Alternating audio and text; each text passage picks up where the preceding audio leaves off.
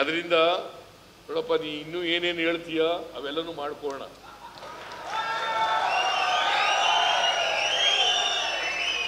ಗೊತ್ತಾಯ್ತಾ? ನಾನು ಅಧಿಕಾರದಲ್ಲಿ ಇರೋದೇ ಬಡವರಿಗೋಸ್ಕರ.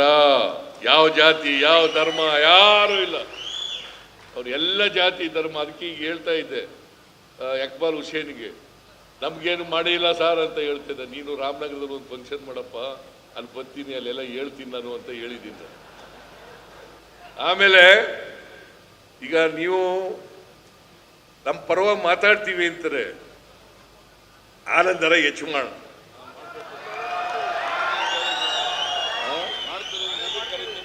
ಮಾಡ್ತೀನಿ. ಅವ್ರಿಗೆ ಹೇಳ್ಸು ನೀನು.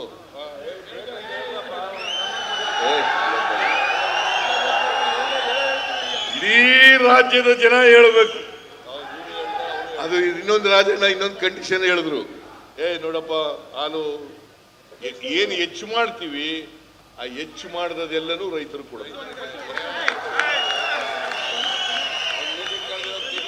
ಮೀಟಿಂಗ್ ಕರಿತೀನಿ, KMF ಮೀಟಿಂಗ್ ಕರಿತೀನಿ, ಎಲ್ಲ ಅಧ್ಯಕ್ಷರುಗಳನ್ನು ಕರೆಯೋಣ, ತೀರ್ಮಾನ ಮಾಡೋಣ.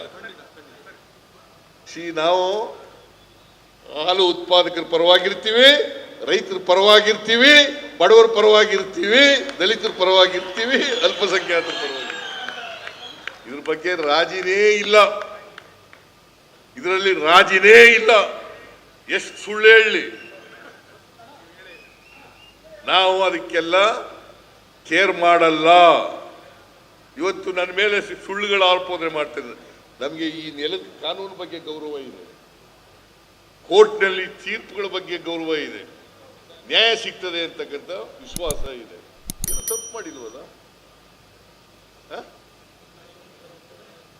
ನಾನು ತಪ್ಪು ಮಾಡಿಲ್ಲ, ಮಾಡೋದು ಇಲ್ಲ, ಮುಂದೆನೂ ಮಾಡಲ್ಲ.